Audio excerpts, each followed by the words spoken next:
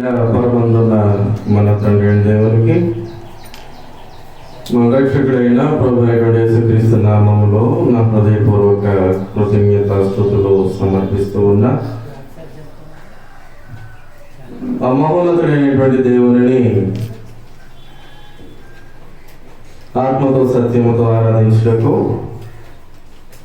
భయభక్తులతో చేయవలసిన ప్రియ సహోదరి సహోదరులందరికీ కూడా నా హృదయపూర్వక వందనములు తెలియజేస్తూ ఉన్నానండి. అధ్యక్షత వహించి కార్యక్రమం నడిపిస్తున్న సూర్యబాబు గారికి నా హృదయపూర్వక వందనాలు తెలియజేస్తూ ఉన్నా. స్థానిక దైవజనులకు కూడా నా హృదయపూర్వక వందనములు తెలియజేస్తూ ఉన్నానండి. మనము గత నెలలో కాకుండా అంతకు ముందు నెలలో కొరింథీయులకు రాసిన మొదటి పత్రిక 2వ అధ్యాయము 14వ వచనమును నుండి కొంత దేవుని యొక్క జ్ఞానమును మనము ఆలోచన చేశాం. ప్రాముఖ్యముగా గ్రంథము తెలియచేసేటువంటిది 2 ముఖ్య విధానములు. ఒకటి ఆత్మ సంబంధమైనటువంటి మనుషుడు, రెండవదిగా ప్రకృతి సంబంధి అయినటువంటి మనుషుడు. ఈ రెండింటి నుండి ఉద్భవించింది మరొకటి, తనకు తానుగా కలిగినటువంటి విధానం ఒకటి ఉంది. ఏంటన్నమాట? అది నులివెచ్చని స్థితి అన్నమాట.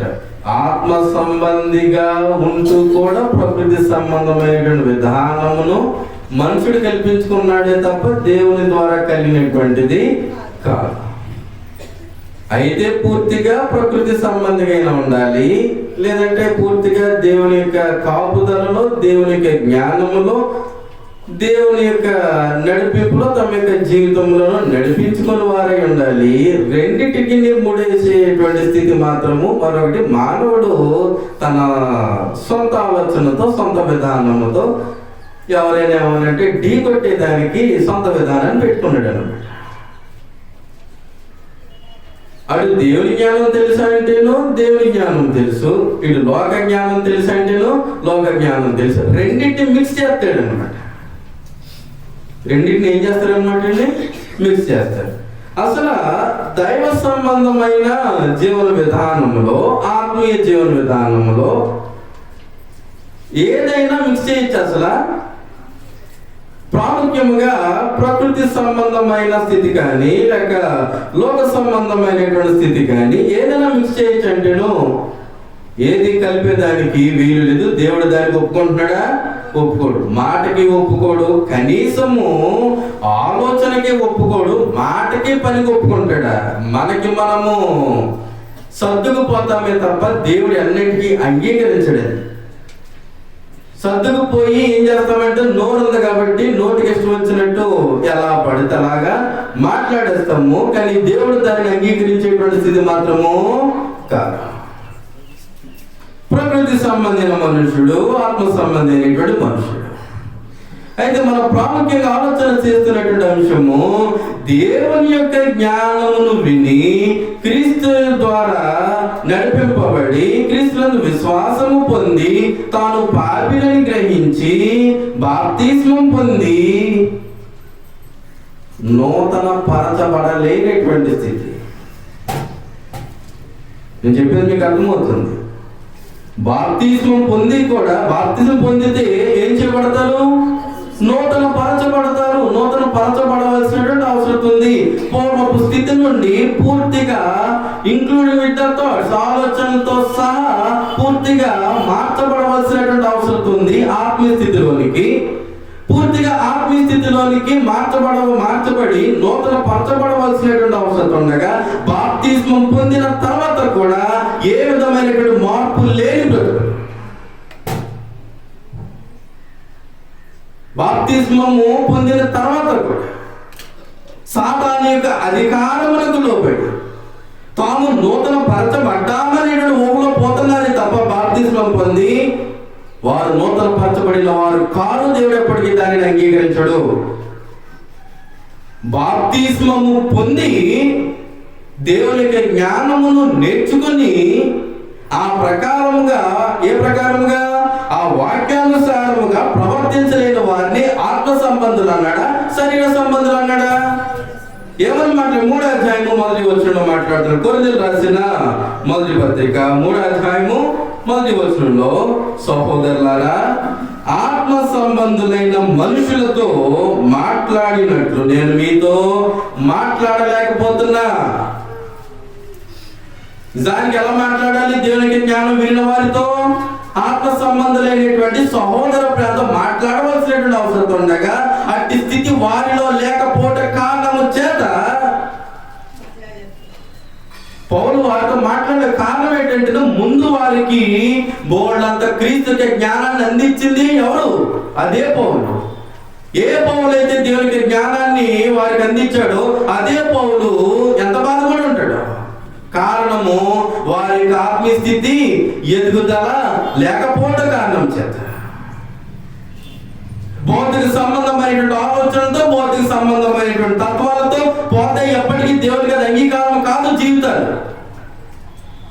భౌతిక సంబంధమైన మెరుగుల కొరకు, భౌతిక సంబంధమైనటువంటి మెప్పుల కొరకు దేవుణ్ణి అడ్డు పెట్టుకుంటే అది దేవుని ద్వారా అంగీకరించబడేటువంటిది కాదు.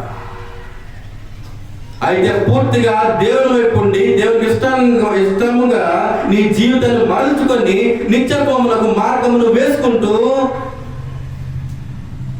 దేవునిలో ఆనందించవలసిందే తప్ప, లేదంటే పూర్తిగా దేవునిలో నుండి పోయి నీకు నచ్చినటువంటి బ్రతకడమే అంతే తప్ప దేవుని అడ్డు పెట్టుకొని ఇష్టానుసారంగా బ్రతికే దానికి వీలు లేదన్నమాట. అలాగన నీవు దేవుని అడ్డెట్టుకుని లోకాన్ని హెచ్చించుకుంటూ లోక సంబంధమైన విధానంలో పోట చేత మిగతా వాళ్ళకి పాడైపోతున్నారుగా. అంటే మిగతా వాళ్ళు కూడా ఏమనుకుంటారు? ఓహో, పల్లా సహోదరుడు లేక పల్లా సహోదరి ఇలా చేసింది కాబట్టి నేను కూడా ఇలా చేయొచ్చు అన్నమాట అని ప్రోత్సాహిస్తున్నారా? ఇవ్వట్లేదండి.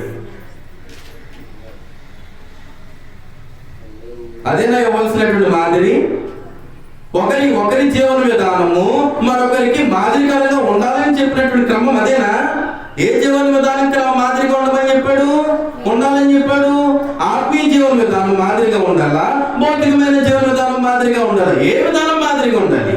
ఏ విధానంలో మాదిరిని చూపిస్తున్నాము? ఏ విధానానికి ఎక్కువ ప్రాధాన్యత ఇస్తున్నాము? పైకి దేవాలయటువంటి పప్పులు ఉడకబెట్టేసి లోపలేమో లోక సంబంధమైనటువంటి స్థితంతా పెట్టుకొని భలే ప్రేమను కనపరిచేది.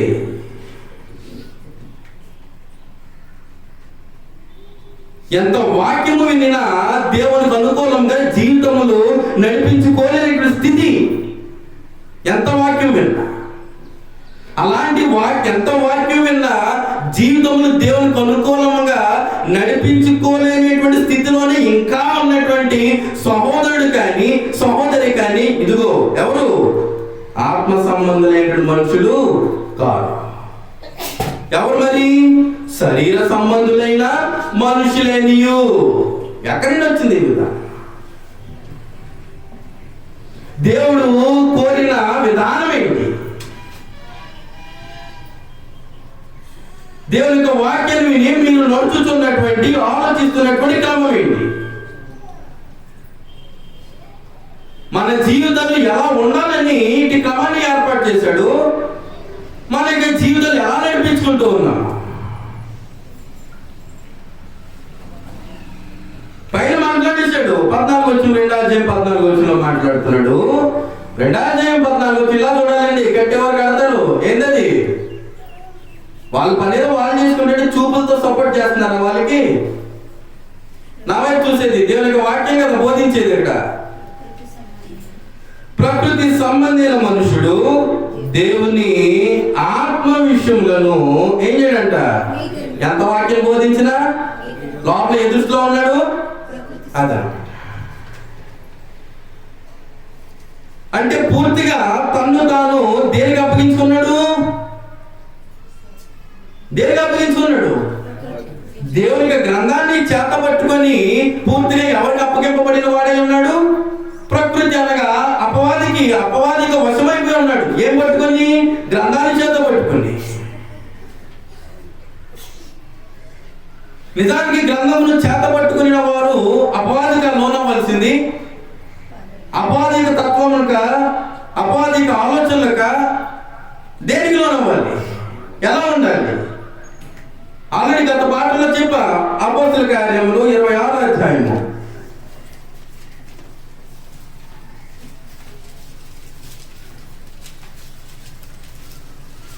అపోస్తలుల కార్యములు 26వ అధ్యాయము.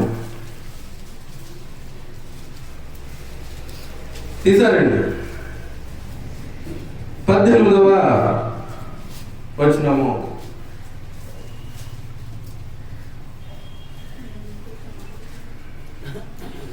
పదహారు నుండి 18 వరకు కలిపేసి ఉన్నాడు కదా, మళ్ళీ చదువుతాం. నీవు నన్ను చూచి ఉన్న సంగతిని గురించి ఎవరు చెప్పినటువంటి మాటలు మళ్ళీ తిరిగి చెప్తున్నాడు ఇక్కడ. అపోస్తలుల కార్యములు 9వ అధ్యాయంలో ప్రభువు పౌలుతో మాట్లాడినటువంటి మాటలన్నింటినీ కూడా మరొకసారి అక్కడ ఉన్నటువంటి ప్రజలకు తెలియజేస్తూ అదే పదాలు వాడతాడు, అదే సమాచారాన్ని మళ్ళీ ఇక్కడ తెలియజేస్తాడు 26వ అధ్యాయంలో. నీవు నన్ను చూచి అంటే ప్రభు నాకు ఎలా చెప్పాడు, ఏమని? నీవు నన్ను చూచి ఉన్న సంగతిని గూర్చి నేను నీకు కనపడబోవు సంగతిని గూర్చి నిన్ను పరిచారకునిగాను సాక్షిగాను నియమించుటకై కనబడి ఉన్నాను. నీవు లేచి నీ పాదములు మోపి నిలువుము. నేను ఈ ప్రజల వలనను అన్యజనుల వలనను హాని కలగకుండా నిన్ను కాపాడేదను. వారు చీకటిలో నుండి వెలుగులోనికి, అనగా ఎక్కడ నుండి అన్నమాట, సాతాను అధికారము నుండి ఎవరి వైపునకు మాట్లాడాలో తెలిసి ఎవరి వైపునకు, ఏ అధికారం నుండి? ఎవరు బాప్తిస్మము పొంది క్రీస్తులోనికి చేర్చబడిన వారు ఏ అధికారంలో నుండి పూర్తిగా తొలగిపోవాలి? కనీసము పిసరంతైనా ఉండాలా? పూర్తిగా పరిశుభ్రపరచబడి ఉండాలి. ఒక పాత్ర ఉంది, ఆ పాత్రలో పులిసినటువంటి పిండి ఉంది. ఇప్పుడు పులిసినటువంటి పని చేస్తుందా? పని చేయదు. పాత్ర పని చేస్తుందా? మాట్లాడాలి. పాత్ర పని చేస్తుందా? పాత్ర పని చేస్తుంది. నేను చెప్పేది మీకు అర్థం కావట్లే. ఒక పాత్రలో పులిసినటువంటి పిండి ఉంది. ఇప్పుడు పిండి పని చేయదు, పులిసినటువంటి పిండి. కానీ పాత్ర పని చేస్తుందా? దేని పని చేస్తుంది? మళ్ళీ కొత్త పిండి కలపడానికి పని చేస్తుంది. ఇప్పుడు ఆ పాత్ర కొత్త పిండి కలపడానికి పని చేయాలంటే ఇప్పుడు పులిసినటువంటి పిండిని అంతటిని కూడా ఏం చేయాలి? శుభ్రంగా ఇంత పిసరంతా కూడా పులిసినటువంటి పిండి దానిని అంటకుండా ఏం చేయాలన్నమాట, దాని లేకుండా పూర్తిగా శుభ్రం చేయవలసిన బాధ్యత ఉంది. ఈ పాత్ర ఎవరు? మానవుడు. పులిసినటువంటి పిండి ఏ స్థితి? పూర్వపు స్థితి. ఇప్పుడు కొత్త పిండి ఏది? క్రీస్తు ద్వారా అనుగ్రహింపబడినటువంటి విశ్వాసంతో కూడిన పరిశుద్ధ స్థితి. ఈ పాత పులిపిండిలో ఈ కొత్త ముద్ద వేసామనుకోండి, పాత పిండి కూడా కొత్తగా అయిపోద్దా? ఎలాంటి స్థితిని అలాగే ఉంచేసుకుని, ఎలాంటి ఆత్మీయ స్థితిని ఎలా బలపరచుకోవాలో తెలియకుండానే ఆత్మీయ స్థితిలో అడుగు పెట్టేసి భౌతిక సంబంధంగానే బ్రతుకుచు, భౌతిక సంబంధంగానే ఆలోచన చేస్తూ అదే భౌతిక సంబంధమైన స్థితిలో బాప్తిస్మాలు పొంది ఎవరిని ఓడగొడతామండి? ఎవరినో తెద్దామండి? కనీసం అట్టి జీవితం భౌతిక సంబంధమైన ఆలోచనలతో ఆత్మీయ స్థితిని నడిపించుకోవడం ఎవరికో ఉపయోగం, కనీసం నీకు కూడా ఉపయోగం కాదు. పూర్తిగా మాత్రమే కనీసం వచ్చేటువంటి మాట ఎలా రావాలో తెలుసా? వచ్చేటువంటి మాట ఎలా రావాలో తెలుసా? అంతమంది అర్థం కావట్లేదు. కనీసం ఆలోచించేటువంటి ఆలోచన ఎలా ఉండాలో తెలుసా? బాప్తిజం పొందిన వాడు పూర్తిగా దేని నుండి మార్చబడవలసినటువంటి అవసరం ఉంది. సాతాను అధికారము నుండి దేవుని వైపునకు పూర్తిగా తిరగాలి. ఈ సాతాను యొక్క లోకం అనేటువంటి పాత పిండిని, పులిసినటువంటి పిండిని పూర్తిగా ఎంత శుభ్రపరిస్తే అంత మంచిది. అప్పుడు ఎంత కొత్త ముద్ద వేసినా అది పులిసేదానికి అవకాశము ఉండదు. అది కొత్తగా ఉండి కొన్ని రోజుల పాటు అది నీకు ఉపయోగపడేదానికి అవకాశము ఉంటది. అలాగనే దేవుని వాక్యము కూడా నీ జీవితంలో ఉపయోగపడాలంటే నీ పూర్వపు స్థితిని, నీ పాపపు స్థితిని, నీ పారంపర్య స్థితిని పూర్తిగా ఏం చేయవలసిన విడిచిపెట్టవలసిన బాధ్యత ఉంది. విడిచిపెట్టకుండా, దేవుని మీద అవగాహన లేకుండా బాప్తిజం పొందితే మాత్రము నీవు దేవుని సముఖంలోనే ఉంటున్నావు, కానీ నీవు నీ దేవుని ద్వారా ఎప్పటికీ గుర్తింపు పొందేటువంటి స్థితి నీలో లేదు. నువ్వు అనుకుంటావు గుర్తింపు పొందాలని, కానీ నీ దేవుని గుర్తించలేదు.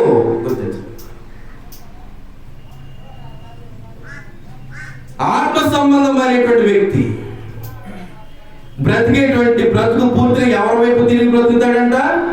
దేవుని వైపు మాత్రమే. ఎవరి వరకు ఆలోచన చేస్తాడంట?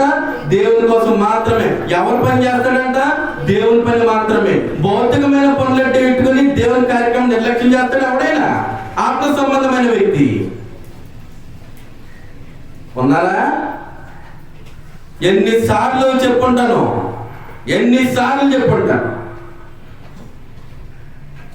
No one can. మీరు దేవుని దృష్టిలో గొప్ప వాళ్ళు అనుకుంటున్నారేమో,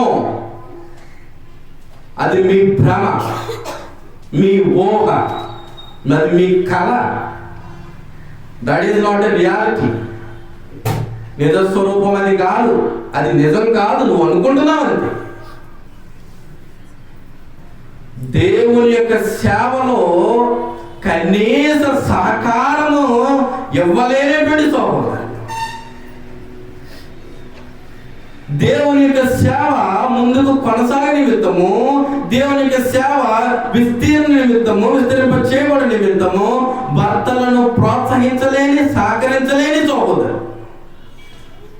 కనీసము స్థానిక సంఘములో జరుగుతున్న చిన్నపిల్లల కార్యక్రమాలు కానీ, యవనస్తుల కార్యక్రమాలకు కానీ దృఢంగా ఒక స్కూల్కి ఎంత పట్టు అయితే పట్టి స్కూల్కి పంపిస్తారో అదే పట్టులో జరుగుతున్న యూత్ బైబిల్ క్లాస్కి కానీ, చిల్డ్రన్ బైబిల్ క్లాస్కి కానీ పంపలేని స్థితి. చిల్డ్రన్ బైబిల్ క్లాస్కి, యూత్ బైబిల్ క్లాస్కి వారు చెప్పిన ప్రతి మాట విని సర్లే అనేస్తారు తల్లిదండ్రులు. కానీ స్కూల్ విషయం వచ్చేసరికి అనరు. అంటే ఏ ఆలోచన ఇది?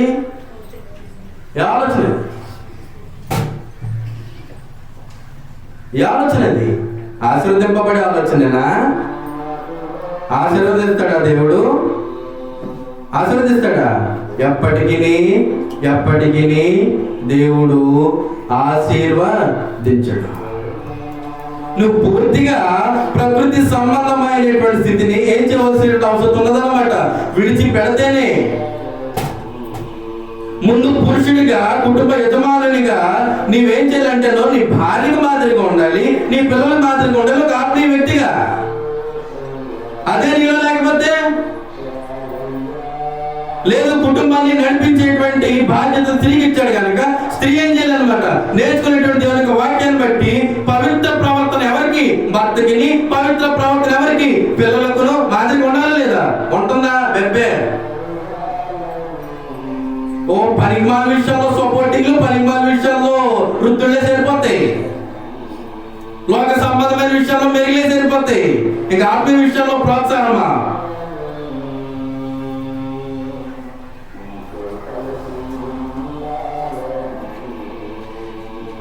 జాగ్రత్త. రెండు రకాల విధానాలు గ్రంథంలో ఉన్నప్పటికీ దేవునికి జ్ఞానంలో మనం నేర్చుకునేటువంటి వారముగా దేవుడు అంగీకరించేటువంటి విధానం ఏది? మళ్ళీ తెలియజేస్తున్నా, బాప్తిస్మం పొందినంత మాత్రమున పరిశుద్ధాత్మను పొందిన వారు కారు. బాప్తిస్మం పొందినంత మాత్రమున నూతన పరచబడిన వారు కారు. నూతన పరచబడినటువంటి స్థితి విన్నటువంటి దేవుని యొక్క వాక్యాన్ని బట్టి నీలో ఉంటేనే పరిశుద్ధాత్మ వరము నీకు అనుగ్రహింపబడుతుంది. బాప్తిజం పొందినప్పుడు కానీ, బాప్తిజం పొందిన తర్వాత కానీ ఆ నూతన పరచబడిన స్థితి ప్రకారంగా నీ జీవితం నడిపించుకోకపోతే పరిశుద్ధాత్ముడు నీలో ఉండడానికి దేవుడు ఒప్పుకోడు.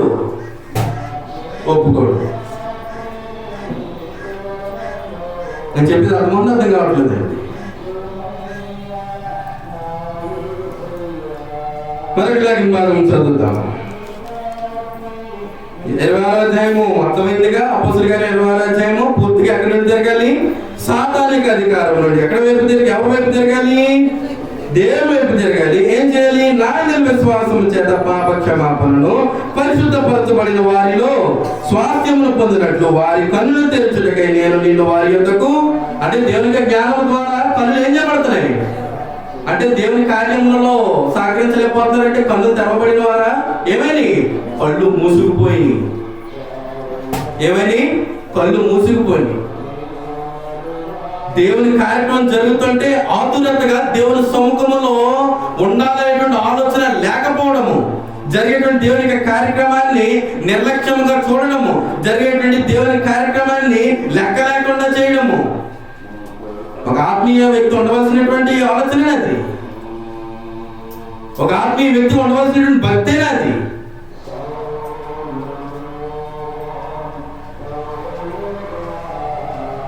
కనుక ఏం తెలియజేశాడు అనమాట? కొద్దిగా రాసిన మొదటి పత్రిక వచ్చేయండి.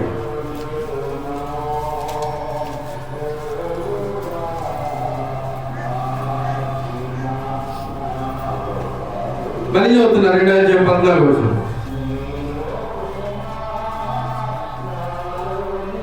ప్రకృతి సంబంధించిన మనుషుడు దేవుని ఆత్మ విషయంలో ఏం చేయడు? అంగీకరింపడు. అవి అతనికి ఎలాగున్నాయి? 1:18 ఎవరికి విరుద్ధంగా ఉంటాయి? సిలువను కూర్చిన వార్త ఎవరికి? అది దేవుని యొక్క కార్యక్రమాల్లో సహకరించలేని వాళ్ళు, దేవుని యొక్క కార్యక్రమాల మీద దృష్టి పెట్టలేని వాళ్ళు, దేవుని యొక్క కార్యక్రమాలు అనేసరికి బుడబొక్కల కబుర్లు చెప్పే వాళ్ళందరూ కూడా ఎవరన్నమాట? నశించిపోయేటువంటి వారు. ఎవరైనా సరే తిడతారనుకుంటున్నారా? నాకు అంత అవసరం. దేవుని వాక్యాన్ని తెలియజేస్తున్నా. క్రీస్తు యొక్క ప్రేమ ఎక్కువైపోయి, క్రీస్తు యొక్క ప్రేమను బట్టి సహకారం ఎక్కువైపోతుందిగా. ఎన్నిసార్లు చెప్పు, ఎంత వాక్యం విను. వాక్యానికి లోబడాలి అనేటువంటి ఆలోచన ఉన్నవారు వెంటనే నపుంసకుడు ఏమన్నాడు? ఇవిగో నీళ్ళు. వెంటనే ఫిలిప్పు అతడు చదివినటువంటి లేఖన భాగంలో గల భావమును నపుంసకుడికి తెలియజేసిన తర్వాత వెంటనే ఏమన్నాడు? ఇదిగో నీళ్ళది. ఒక ఆత్మీయ వ్యక్తి మార్చబడవలసినటువంటి స్థితి వెంటనే ఇదిగో నేను విన్నటువంటి వాక్యమునకు, లేదంటే దేవుని యొక్క వాక్యం విన్నాను కాబట్టి ఇదిగో నా మార్పు చెంది నా జీవితం అని క్రియారూపంగా. ఏది? వాక్యం వింటారు మళ్ళీ మామలే. ఎవరి ఇంట్లోకి వెళ్ళి హాయిగా ఉంటారు. సహకారం ఏదంటే బెబ్బే రారు. అందులో నేను చెప్తే అసలు రారు. నేనంటే చాలా ప్రేమ ఎక్కువ, నాకు తెలిసింది. నాకు అనేక విషయాలు చివరి పడుతూ ఉంటాయి. నేను వదిలేస్తా, పట్టించుకోను. నా చెవులు పడతానే ఉంటాయి. ఎంత బాగా నా కోసం మాట్లాడతారో నాకు తెలుస్తూ ఉంటాయి. నేను వాక్యాన్ని కరెక్ట్గా బోధిస్తున్నాను లేదో నాకు తెలుసు. మీరు లోపడవలసింది దేవునికి వాక్యానికి. లేనిపోని ఆలోచన చేసేసుకుని మీ జీవితాలను దేవునికి దూరపరుచుకోకండి సహోదరులు. వాక్యం ఏం చెప్తుంది దాని ప్రకారంగా సహకరించడానికి, దేవునికి సేవలో ముందు కొనసాగడానికి ప్రయత్నపడవలసిన అవసరం ఉండగా ఇప్పుడేమో వాక్యం వినేస్తారు. తర్వాత ఏమన్నా అడిగితే మా పనులు అంటారు, మా విధానాలు అంటారు, మా స్థితులు అంటారు, మా హోదాలు అంటారు. అది ఏం మనస్తత్వం? అది పూర్తిగా ఆత్మీయ స్థితి మనస్తత్వమా, లేదా పూర్తిగా మా ప్రకృతి సంబంధం మనస్తత్వమా? మరి ఏ స్థితి అది? రెండు మిక్సింగ్. అది అప్పుడు దాకా వెళ్ళలేదంటే కాదు, అప్పుడు దాకా వెళ్ళిన వ్యక్తిని అడిగినా అదే సమాధానం వస్తుంది. దేవుడు కోరినటువంటి విధానం అది. దేవుడు కోరిన విధానం అది. ఒక ఆత్మ సంబంధమైనటువంటి వ్యక్తి పూర్తిగా ఎలా ఉంటాడంటే, రోమిలికి రాసిన పత్రిక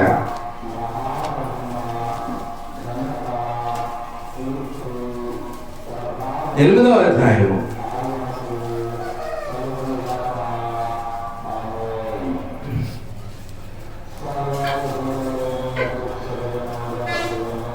రోమిలికి రాసిన పత్రిక 8వ అధ్యాయము 4వ వచనం నుండి మనము చదవబోతాం. ఒక ఆత్మ సంబంధమైనటువంటి జీవన విధానమును జీవించాలనుకునేటువంటి వ్యక్తి, దేవునికి ఇష్టముగా తన యొక్క జీవితాన్ని కనపరుచుకోవాలనేటువంటి వ్యక్తి ఎవరి ద్వారా నడిపింపబడతాడు అనమాట? ఎవరి ద్వారా నడిపింపబడతాడు? దేవుని యొక్క ఆత్మ ద్వారా. కారణం ఏంటంటేను, సర్వసత్యములోనికి నడిపించేటువంటి పూర్తి బాధ్యత ఎవరికి అప్పగించాడు? దేవుడు పరిశుద్ధాత్మకి ఇచ్చాడు. చదువుదాము 4వ వచనం నుండి. శరీరమును అనుసరింపక ఆత్మను అనుసరించి నడుచుకుని మన యందు ధర్మశాస్త్ర సంబంధమైన నీతి విధి నెరవేర్చబడవల్లని పాప పరిహారమును. ఏ ధర్మశాస్త్ర సంబంధమైన నీతి? ఏ ధర్మశాస్త్ర సంబంధమైన నీతి కోసం మాట్లాడాడు అక్కడ? అండి, ఏ ధర్మశాస్త్ర సంబంధమైన నీతి కోసము అక్కడ మాట్లాడాడు?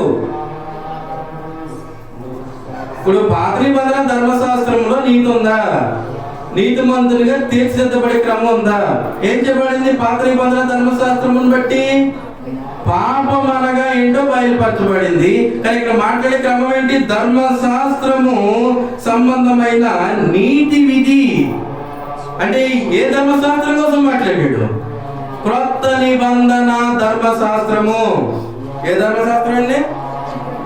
ధర్మశాస్త్రం అనేసరికి ప్రతిదీ పాత నిబంధనకు పోవాల్సిన అవసరం లేదు. నీతి ఎందులో ఉంది? క్రొత్త నిబంధనలో ఉంది. ఎవరి ద్వారా వచ్చింది?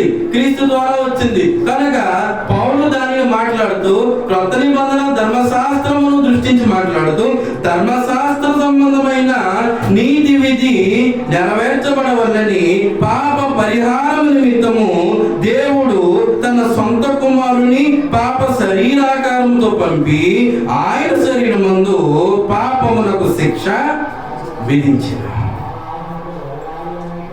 ఏ నెరవేర్చబడాలని? నీతి విధి. ఎవరి యందు? ఎవరి యందు? మనలో కదా? మనలో కదా? క్రీస్తులోనేనా? మనలో కదా నీతి విధి నెరవేర్చబడవలసిన అవసరం? మనలో నెరవేర్చబడ్డాకే కదా ఆయన ఏం ధరించి వచ్చాడని చెప్పాడు? మనలో ఆ నీతి విధి నెరవేర్చబడవాలని పాప శరీరాకారం ధరించి వచ్చాడు. చాలా జాగ్రత్తగా గమనించాలి. ధర్మశాస్త్ర సంబంధమైన నీతి విధి నెరవేర్చబడవలెనని ఎవరిలో? మనలో. దేవుని యొక్క జ్ఞానము నేర్చుకునేటువంటి వారిలో, దేవుని యొక్క విధానంలో నడుచుకోవాలనేటువంటి ఆలోచన కలిగిన వారిలో ఆ నీతి విధి నెరవేర్చబడవల్లని ఆయన ఏం చేశాడంట? పాప శరీరాకారంతో ఆయన శరీరమందు పాపములకు శిక్ష విధించెను. శరీరానుసారులు శరీర విషయముల మీద మనసుంతురు. అంటే శరీర విషయముల మీద మనసుంచిన వారినే కాదు, ఆత్మ విషయముల మీద మనసు ఉంచని వారిని కూడా తెలియచేయచ్చు అనమాట. ఏమని? ఇతడు శరీరానుసారుడు, ఈమె శరీరానుసారురాలు. అంటే దేవుని దృష్టిలో లేని కుమారుడు, దేవుని దృష్టిలో లేని కుమార్తె అని దేవుని కార్యక్రమంలో సహకారం కూడా చెప్పచ్చు అన్నమాట. ఎందులో చెప్పచ్చు? దేవుని యొక్క కార్యక్రమాలలో సహకారంగా చెప్పచ్చు. జీవించేటువంటి జీవన విధానం బట్టి చెప్పచ్చు. ఎందుకు చేతనంటేను, ఒక ఆత్మ సంబంధి దేవుని వాక్యానుసారంగా నడుచుకునేటువంటి జీవన విధానము వేరు, ప్రకృతి సంబంధి నడుచుకునే రెండింటికి చాలా వ్యత్యాసం ఉంది. రెండింటికి చాలా వ్యత్యాసం ఉంది. తేలిపోతారు, చాలా క్లారిటీగా తేలిపోతారు. దేవుని యొక్క వాక్యాన్ని నేర్చుకునేటువంటి వారెవరో, వాక్యాన్ని నేర్చుకోలేనటువంటి వారెవరో క్లారిటీగా తేలిపోతారు. దేవునితో ఆటలు, దేవుని యొక్క సేవకులతో ఆటలు.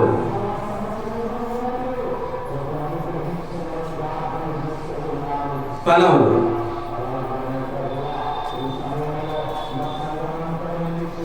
దైవజనునితో ఆటలాడితే ఎవరితో ఆటలాడినట్టు? దేవునితో. దైవజనుడు చెప్పినటువంటి మాట నిర్లక్ష్యం చేసి ఆ దైవజనుని యొక్క మాటకు ఏకలాగేటువంటి వాడు ఎవరి మాటకి ఏకలాగుతున్నాడు?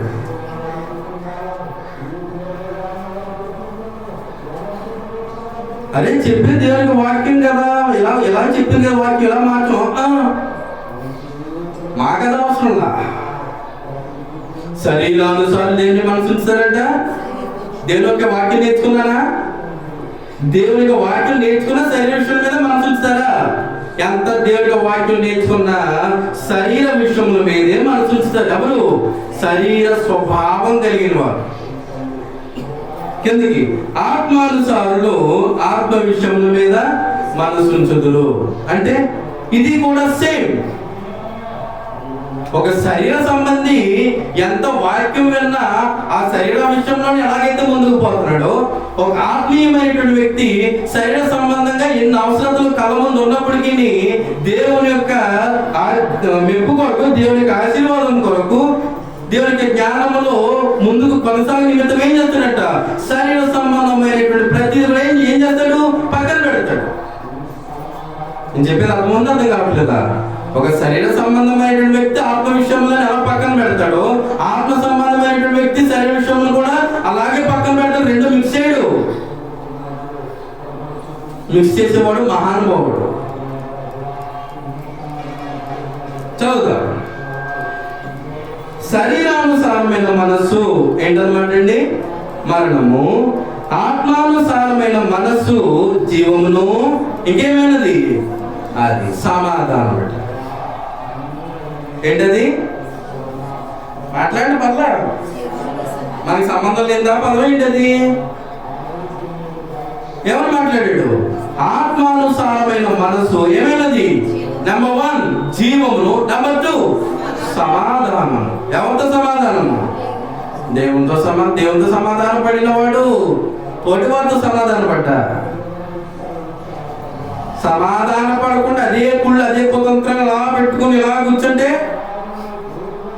ఆత్మ సంబంధమైనటువంటి వ్యక్తి, ఆత్మ సంబంధమైన స్వభావం అది. కొత్త స్వభావాన్ని బలి తెచ్చిపెట్టారు. ఎంత వాక్యం విన్నా మార్చబట్ల మనుషులు. కారణం ఏంటి అర్థం కావట్లే. వాక్యానికి పూర్తిగా లోబడలేకపోతున్నారు. దేవుడు కోరిన విధానంలో జీవితం నడిపించుకోలేకపోతున్నారు.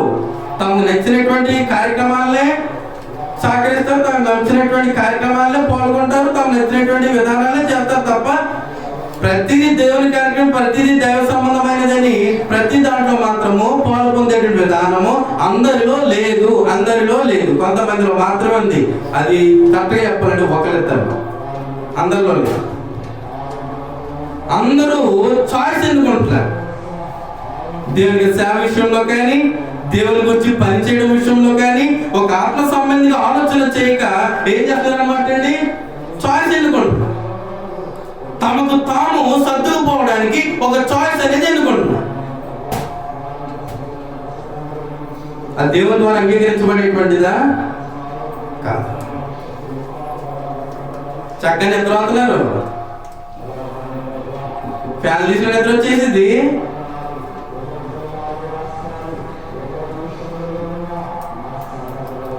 అనగా శరీరానుసారమైన మనస్సు దేవునికి ఏంటన్నమాట అండి?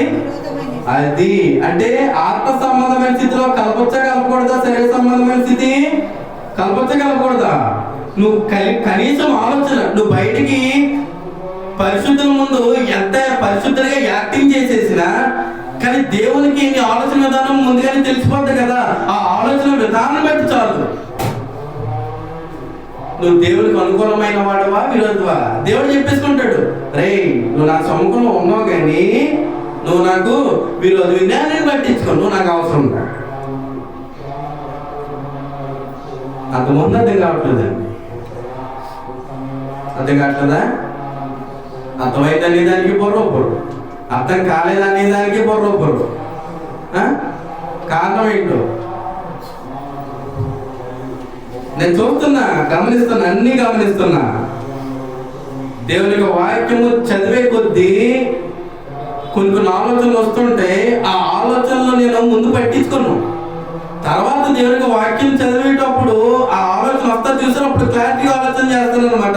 ఇది ఎలా జరిగింది, ఇది అది ఎలా మాట్లాడారు ఎన్ని ఆలోచించుకుంటే అప్పుడు క్లారిటీ అయిపోద్ది. దీనికి పూర్తి విరుద్ధంగా ఉందిరా నాయన, దీనికి పూర్తి విరుద్ధంగా మాట్లాడారు, దీనికి పూర్తి విరుద్ధంగా జరిగింది పని, అప్పుడు తెలిసిపోద్ది నాకు. నేను అన్ని గమనిస్తాను.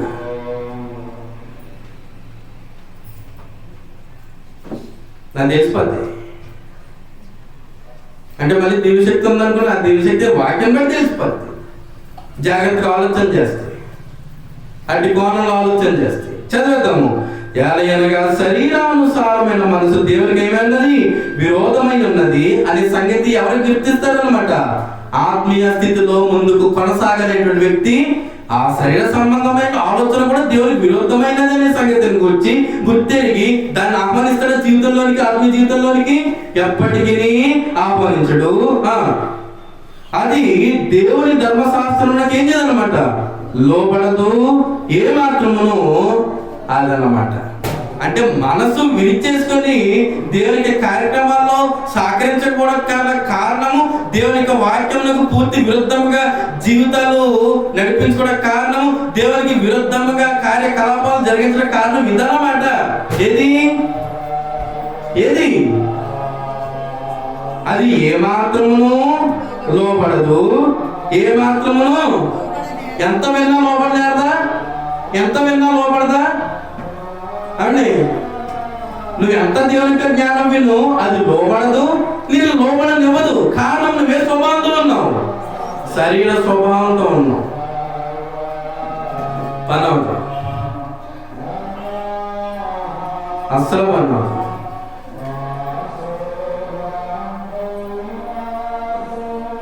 అది ముందు అర్థం కావట్లేదు. లోబడ నేరదని లోబడనివ్వదది ఆ స్వభావం. అందుకే స్వార్థి మనుషులు ఎంత ఘోరంగా మాట్లాడతారో, ఎంత గౌరవమో. స్వార్థికి చెప్పినట్టు కాదు, ఎవరు చెప్పినట్టు జరగాలి. నేను కార్యక్రమం పెట్టాను, నేను చెప్పినట్టు సార్. మీరు ఏమైనా కార్యక్రమం పెడితే మీరు ఇదేలాగా హౌ అలాగే దేవుని ద్వారా ఆశీర్వదింపబడిపోతామా? దేవుని ద్వారా నడిపింపబడాలంటేను, దేవుని ద్వారా ఆశీర్వదింపబడాలంటేను నీవు పూర్తిగా శరీర సంబంధమైన తత్వాన్ని పూర్తిగా విడిచిపెడితే చాలు. నేను మళ్ళీ చెప్తున్నా, శరీర సంబంధమైన తత్వాన్ని పూర్తిగా విడిచిపెడితే చాలు. ఆటోమేటిక్ గా ఆత్మీయ స్థితి ఏంటో నీకు పూర్తిగా అవలంబింప చేయబడుతుంది పరిశుద్ధాత్మని ద్వారా. పరిశుద్ధాత్మ నేను నడిపిస్తాడు. అయితే నువ్వు పూర్తిగా విసర్జించవలసింది దేనిని? శరీర సంబంధమైన విధానం. దేవుని కార్యక్రమం నిర్లక్ష్యం చేయొచ్చా? పాలు పొందడంలో కానీ, లేదంటే ఎన్నో పని చేయడంలో కానీ, అలా దైవ సంబంధమైనటువంటిది దేని విషయంలోనైనా నిర్లక్ష్యం చేయొచ్చా? నిర్లక్ష్యం చేసేవాడు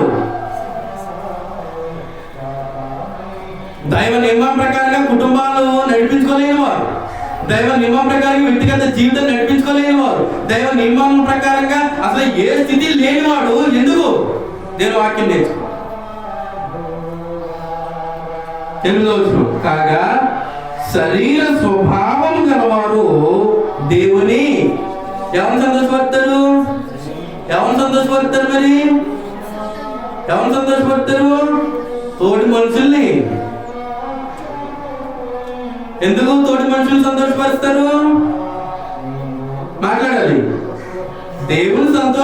దేవునికి వాక్యం నేర్చుకునేవాడు దేవుణ్ణి సంతోషపరచవలసిన వాడై ఉండగా, మరి దేవుని సంతోషపరచకుండా మరి ఎవరిని సంతోషపడుతున్నారు? మనుషులు. కారణము ఎవరి మీద ఆధారపడి ఆ మనుషుల మీద ఆధారపడ్డాడు. ఆ మనుషుడు ఎవడప్పుడు సంతోషంగా ఉండాలి.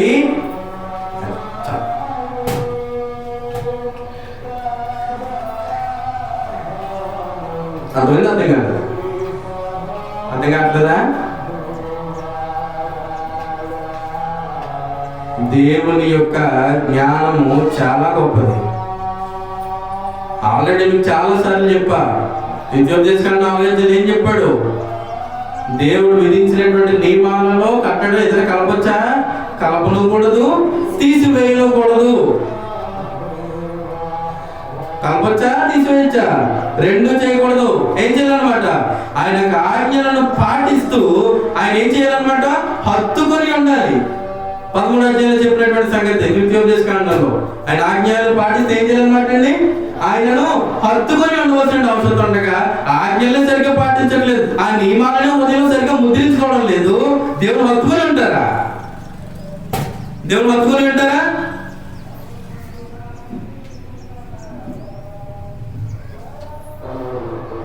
దేవుని ఆత్మ మీలో నివసించి ఉన్నాడు. అనగా అనగా దేవుని ఆత్మ ఎప్పుడు మీలో నివసించేది?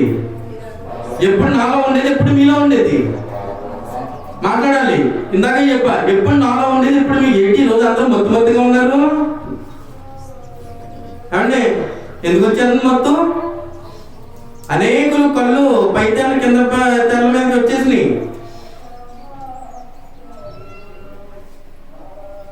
వినండి దేవుని వాక్యాన్ని. దేవుని ఆత్మ మీలో నివసించి ఉన్న ఎడల, ఎప్పుడు దేవునికి ఆత్మ మనలో నివసిస్తుంది? ఎప్పుడు అండి?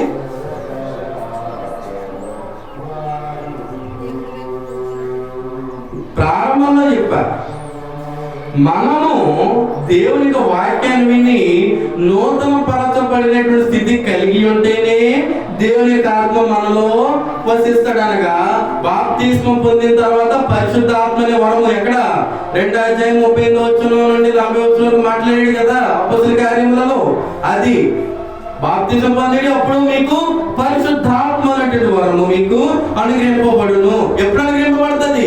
నూతన పరచబడినటువంటి ఆలోచన నీలో ఉన్నప్పుడు, నూతన పరచబడి నేను పూర్తిగా దేవుని వైపు మరల్చబడాలి, దేవుని కొరకు బ్రతకాలి, దేవుని పనులు ముందు కొనసాగాలి అనేటువంటి ఆత్మీయ భవిష్యత్ ఆలోచన కలిగినప్పుడు మాత్రమే నీలో పరిశుద్ధాత్ముడు దేవుని ద్వారా అనుగ్రహింపబడతాడే తప్ప లేకపోతే నీలో పరిశుద్ధాత్ముడు ఉంటాడా? ఉండడు. ఉన్నాడని అనుకుంటావు. బాప్తిజం పొందిన ప్రతి ఒక్కరిలో పరిశుద్ధాత్ముడు ఉండడు. శరీర కార్యాలు నెరవేర్చుకునే వాళ్ళు పరిశుద్ధాత్ముడు ఉండడు. శరీర సంబంధమైన ఆలోచనలు ఆలోచించే వాళ్ళు పరిశుద్ధాత్ముడు ఉండడు. ఉన్నారని వెళ్ళిపోతారంటే ఉండడు. గ్రంథమే చెప్తుంది కదా, దేవుని ఆత్మ మీలో నివసించి ఉన్నాయడలా మీరు ఆత్మ స్వభావము గలవారే. ఏ స్వభావం అండి? మాట్లాడాలి. ఏ స్వభావం అండి? ఆత్మ స్వభావము గలవారే. ఈ ఆత్మ స్వభావం ఎలాంటిది? ఆ స్వభావము ఎలాంటి ఆలోచనలు రప్పిస్తుంది? ఆ స్వభావము ఎలాంటి నియమంలో నడిపిస్తుంది? ఆ స్వభావము ఎక్కడికి చేరుస్తుంది? ఆ స్వభావము ఎలాంటి ఫలములు ఫలింపజేస్తుంది? ఏ స్వభావము? ఆత్మ స్వభావము. ఎంత వాక్యం వెళ్ళినా మాట్లాడమంటే భౌతిక సంబంధంగా ఒక 4 మాటలు అయిపోయి. ఎలాంటి పరిస్థితులైనా ఎవరైనా సరే నేను గమనిస్తుంది అదే. టైం వచ్చేసరికి ఎవరు మాట్లాడినా ఏం మాట్లాడినా ముందు దేని పక్కన పెడతారండి? దేవుని వాక్యంలో దేవుని జ్ఞానాన్ని ఈ యొక్క నియమాన్ని పక్కన పెట్టి ఎలా మాట్లాడతారనమాట? దీన్ని పక్కన పెట్టేశా. ఇప్పుడు చెప్పు నాతో మాట్లాడేసారి అంటే దేంతో నిండిపోయాడు అనమాట? దేవుని వాక్యాన్ని పక్కన పెట్టేసి ఇప్పుడు లోక జ్ఞానంతో నిండిపోయాడు. ఇప్పుడు మాట్లాడి నాతోటి అవడం కావాలి. దేవునికి కావాలంటే బ్రతుకు, ఎవరికైనా ఉపయోగం అలాంటి బ్రతుకు, ఇప్పుడు అలాంటి స్వభావం కలిగినటువంటి వ్యక్తిగా ఉపయోగం అలాంటి బ్రతుకు కాదు కాదు కాదు. కనుక ఆత్మ మీలో నివసించి ఉండడం మీరు ఎలాంటి స్వభావము? ఆత్మ స్వభావము గలవారే గాని శరీర స్వభావము గలవారు కారు. అంటే ఇప్పుడు దేవుని కార్యం నిర్లక్ష్యం చేసే వాళ్ళు దేవుని ఆత్మ ఉన్నాడు అనుకుంటున్నారా?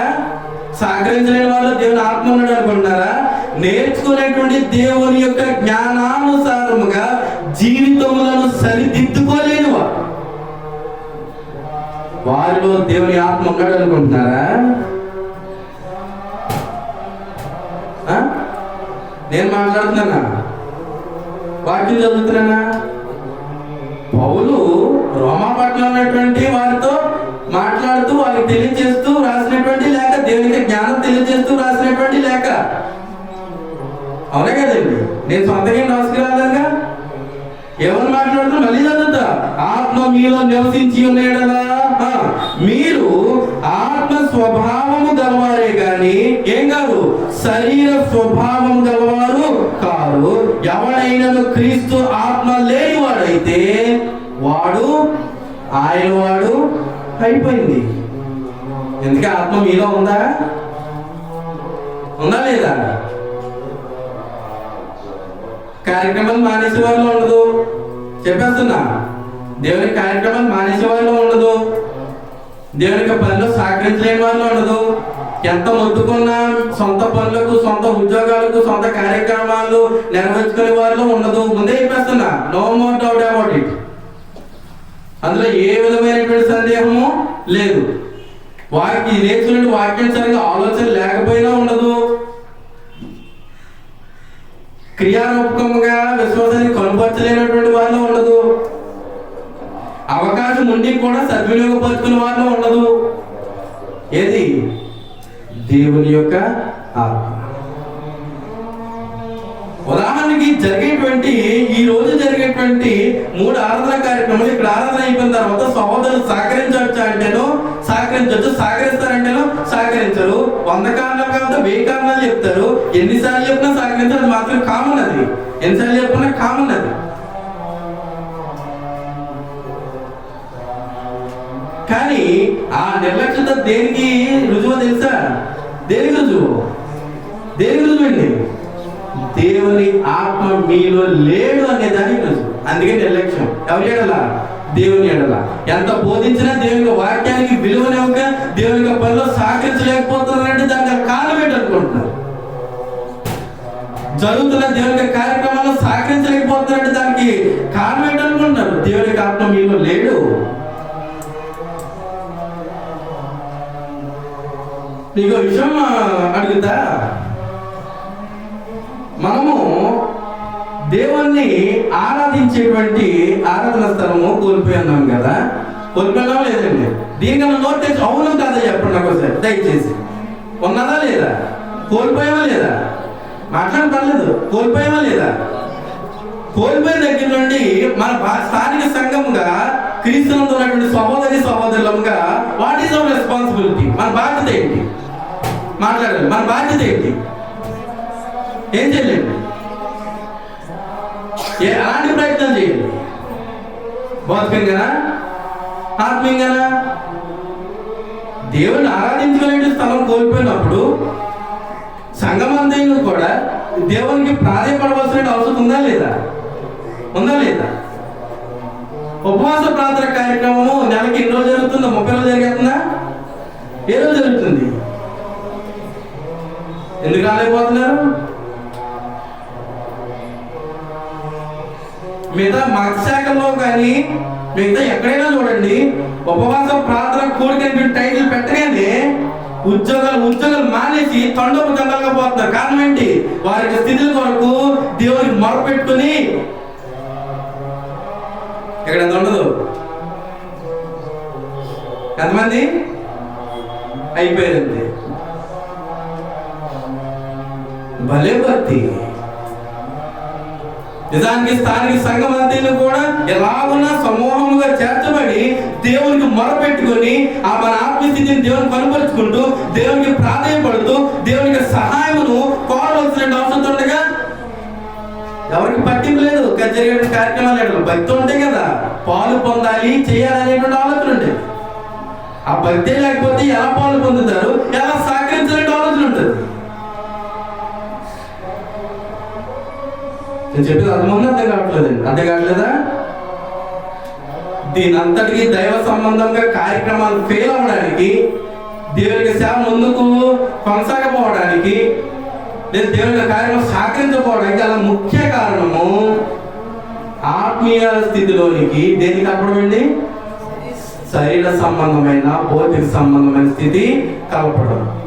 ఆత్మీయ వాక్యాన్ని వినేసి ఆ తర్వాత పూర్తిగా ఏ స్థితిలో ఆలోచనలు ఉంటారనమాట? మనుష్య ఆలోచనతో ఉంటారు. అందుకే దేవునికి కార్యక్రమం ఇలా కుంటుపడిపోతున్నాయి, దేవునికి సేవ ఇలాగా అయిపోతుంది. దేవునికి కార్యక్రమంలో ప్రాముఖ్యంగా సహకరించలేదు.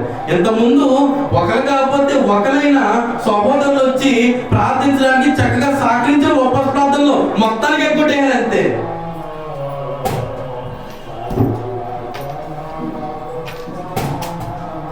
మొత్తానికి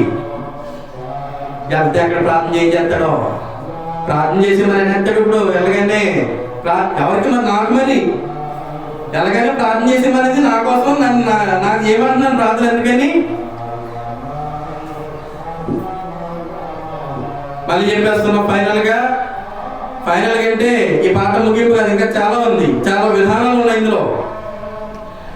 ఈ రోజుకి ఫైనల్ గా శరీర సంబంధమైనటువంటి వ్యక్తి, శరీర స్వభావాన్ని ఆత్మస్థితిలో కలిపినటువంటి వ్యక్తి ఎప్పటికీ ఆత్మ లేనివాడే తప్ప ఆత్మ కలిగిన వాడు కాదు. ఎవరైనా స్వభావం ఉంటే ఇప్పటికైనా మార్చుకోండి. మార్పు లేకుండా మళ్ళీ బయటకు వెళ్ళిన తర్వాత మళ్ళీ పితృ పారంపర్యమైన వ్యర్థ ప్రవర్తనలు వదలమంటే వాటినే పట్టుకుని ఆ నియమాలు మా తాత ఎలాగన్నాడు, మా మామ ఎలాగంది, మా నాన్నగారు అది పాటించారు, మా అమ్మ ఇది పాటించింది, బయటకు వెళ్ళిన తర్వాత అది మళ్ళీ దేవుని సొంతంలోకి వచ్చిన తర్వాత ఇదంటే ఒప్పుకోను.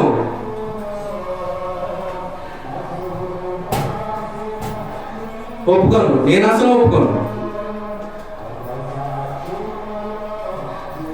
దేవుడు తన యొక్క జ్ఞానానుసారంగా ఎట్టి నియమాలు అయితే ఇచ్చారో అట్టి నియమమే మీకు బోధింపబడుతుంది.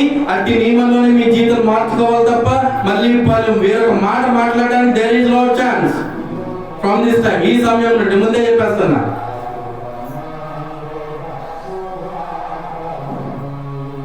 ఒక స్వార్థికంగా లేదంటే ఒక స్వార్థికంతో మాట్లాడేటప్పుడు ఎలా మాట్లాడాలో నేర్చుకోండి, ఎలా గౌరవించాలో నేర్చుకోండి, ఎలా ఉండాలో నేర్చుకోండి.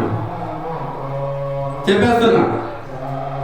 వేరు వేరు తత్వాలు వేరు వేరు ఆలోచనలు పెట్టి స్వార్థంతో ప్రవర్తిస్తానంటే నేను అసలు ఊరుకోను, నేను ఒప్పుకోను. కారణం ఏంటంటే దేవుడు ఇచ్చినటువంటి నియమం అది.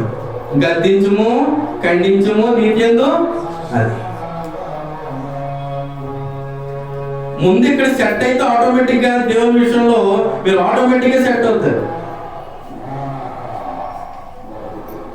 గౌరవం అట్లా స్వార్థం అంటే తెలిసిపోతుంది. ఎవరు ఎలా మాట్లాడాలంటే అలా మాట్లాడేస్తున్నారు. స్వార్థం ఎలా ప్రవర్తించాలంటే అలా ప్రవర్తించేస్తున్నారు. అందరూ గొప్పే, వీడి తప్ప. నాకు పడ్డాయి, ఇక్కడ పడ్డాయి.